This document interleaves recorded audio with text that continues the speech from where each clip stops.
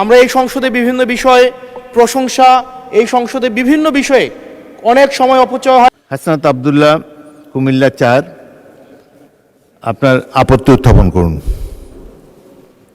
2 minute সময়। মাননীয় speaker, মানে এই সংসদে আজকে যেই পাটাতনের উপরে দাঁড়িয়ে আছি, এই সংসদটি প্রতিষ্ঠিত হয়েছে, এই সংসদের সংসদ নেতা, বিরোধী দলীয় নেতা, এই সংসদের ট্রেজারি বেঞ্চে যারা উপস্থিত আছেন, প্রত্যেকে এই সংসদে আসার পথে যেই ক্রান্তিকালীন পর্যায় অতিক্রম করে এখানে এসছে, এই পুরো জার্নির পিছনে যে আইনটি জড়িত সেটি নিয়ে হচ্ছে আমরা আজকে আপত্তি উত্থাপন করছি, এবং সেটির জন্য 2 মিনিট, এটা এক ধরনের, মাননীয় স্পিকার, এটা খুবই অপ্রতুল।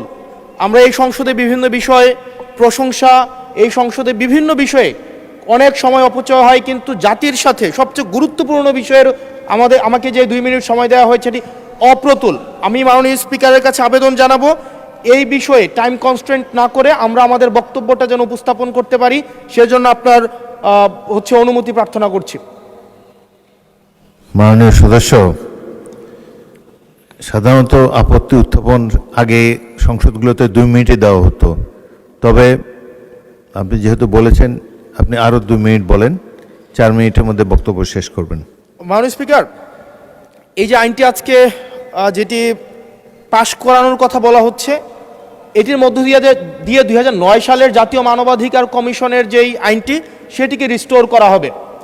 জাতীয় মানবাধিকার কমিশনের যে 2009 সালের যে আইনটি আছে, সে আইনের যেই প্রয়োগ দীর্ঘ 17 বছর ধরে হয়েছে সেটি আমরা দেখেছি।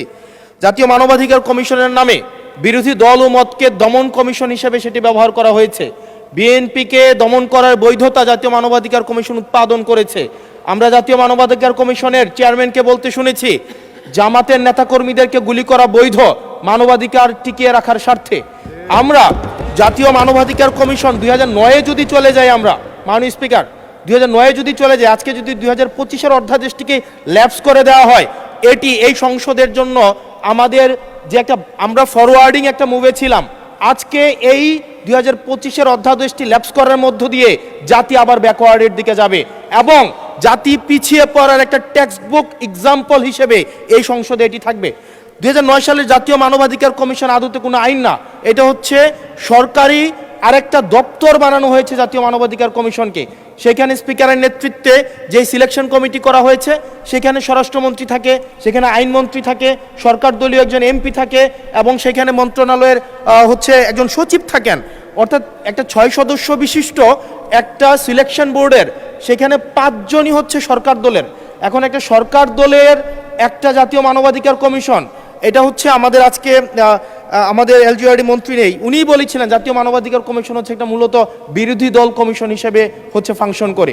এখন বিরোধী দল দমন কমিশন হিসেবে মাননীয় স্পিকার ফাংশন করে। মাননীয় স্পিকার, জাতীয় মানবাধিকার কমিশন যখন এটা বিরোধী দল মত দমন কমিশন হিসেবে ফাংশন করে, আদতে এই কমিশনটা কিন্তু আমরা যদি দেখি, মানবাধিকার যেখানে যেখানে ক্ষুণ্ণ হয়েছে এগুলা কিন্তু সরকারি সংশ্লিষ্ট সংস্থা করেছে। সেখানে বিডিআর, র্যাব, তারপর আপনার বিভিন্ন বাহিনীদের সেখানে কিন্তু সরাসরি সংযুক্ত আমরা দেখেছি, তারা মানবাধিকারকে ক্ষুণ্ণ করেছে। কিন্তু 2009 সালের জাতীয় মানবাধিকার কমিশন আমরা দেখেছি, যদি বাহিনীর বিরুদ্ধে আপনি কোনো তদন্ত পরিচালনা করতে চান, তাহলে সেই বাহিনীর সেই বাহিনীর পূর্বানুমতি আপনার লাগবে, সরকারের পূর্বানুমতি লাগবে। মাননীয় স্পিকার, সরকারের পূর্বানুমতি নিয়ে সরকার যে মানবাধিকার ক্ষুণ্ণ করবে, সেই মানবাধিকারের তদন্ত কতটা স্বচ্ছ হবে সেটা এই সংসদের প্রত্যেকটা সদস্যই সেই বিষয়টি জানে। আজকে সরকার দলের একজন মাননীয় সংসদ সদস্যের আজকে এই বিলের যে ল্যাপস করে দেওয়া হবে। ধন্যবাদ মাননীয় সদস্য। মাননীয় আইনমন্ত্রী, ধন্যবাদ। বসুন। মাননীয় স্পিকার, মাননীয় আইনমন্ত্রী, বিরোধী দলীয় নেতা বলুন। মাননীয় স্পিকার, এই বিষয়টা স্বচ্ছ রাজনীতি এবং মানুষের জীবনের নিরাপত্তার সাথে অঙ্গাঙ্গিভাবে জড়িত। এই জন্য এই বিষয়ে তাকে কনক্লুশন করার জন্য অন্তত আরও 2 মিনিট সময় দেওয়ার জন্য আমি আপনাকে অনুরোধ করব। ধন্যবাদ আপনাকে। মাননীয় বিরোধী দলের নেতা, আমি অতীতের 6টি সংসদ দেখেছি, প্রত্যেকটি সংসদে 2 মিনিট টাইম দেওয়া হতো এবং সময় হলো যে যখনই স্পিকার ঘোষণা দেবে যে এবং অনুরোধ করবে সংশ্লিষ্ট মন্ত্রীকে বিলটি উত্থাপনের জন্য, তখনই দাঁড়াতে হয়, দাঁড়িয়ে বলতে হয় উচ্চস্বরে আপত্তি আছে। তখন যে আপত্তিকারী সংসদ সদস্যকে 2 মিনিট বলার সময় দেওয়া হতো। যাই হোক, মাননীয় বিরোধী দলের নেতা, আপনি আরও 2 মিনিট বলতে পারেন মাননীয় সদস্য। আমি আসলে এই সংসদে আজকে যদি 2024 সালের মে মাস হতো আর এই বিলটি যদি উত্থাপন হতো, তাহলে এই সংসদের এমন একজন ব্যক্তি নাই যে এটার বিরোধিতা করত, প্রত্যেকে এটাকে সাদরে গ্রহণ করত। আজকে সময় পাল্টিয়েছে। আজকে 2008 সাল, 2018 সালে আপনারা এই পাশে ছিলেন, আজকে ওই পাশে গিয়েছেন, আপনারা সংখ্যাগরিষ্ঠ হয়েছেন, আজকে এই বিলের বিরুদ্ধে আপনারা অবস্থান নিচ্ছেন। 2024 সালের কোনো এক মাসে, জুলাইয়ের আগে, এটা ফেব্রুয়ারি, জানুয়ারি, মার্চ, যদি এটা তৎকালীন ফেসিবাদ সময়ে যদি এই বিলটাকে 2025 সালের যে আপনাদের জাতীয় মানবাধিকার কমিশনের যে অধ্যাদেশটা আছে সেটা যদি এই সংসদে উত্থাপন করা হতো, 300 জন এখানে যারা যারা উপস্থিত আছেন প্রত্যেকেই চাইতেন এই জাতীয় মানবাধিকার কমিশনটা সেটা যেন পাশ করা হয়। কিন্তু আজকে সময় পাল্টিয়েছে, ঋতু পরিবর্তন হয়েছে, আজকে চেয়ার পরিবর্তন হয়েছে, দিক পরিবর্তন হয়েছে, আমরা জাতীয় মানবাধিকার কমিশনের বিরুদ্ধে আমরা অবস্থান নিচ্ছি।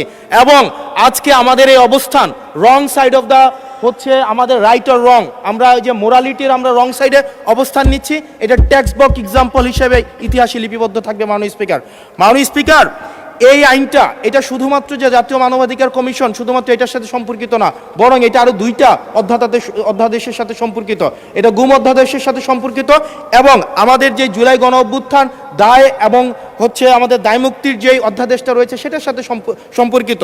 আজকে 2025 সালের জাতীয় মানবাধিকার কমিশন এটাকে ল্যাপস করার মধ্য দিয়ে আদতে বাকি 2টা অধ্যাদেশকেও এটা অর্নামেন্টাল করে ফেলা হয়। এটাকে আদতে সরকার এই পরবর্তীতে অধ্যাদেশগুলোকে রাজনৈতিক দমনপীড়নে যে ওয়েপনাইজ করবে না সেটির কোনো নিশ্চয়তা নেই। মাননীয় স্পিকার, আমাদের সবচেয়ে বড়, আমরা ইতিহাস থেকে কোনো শিক্ষা নেই না।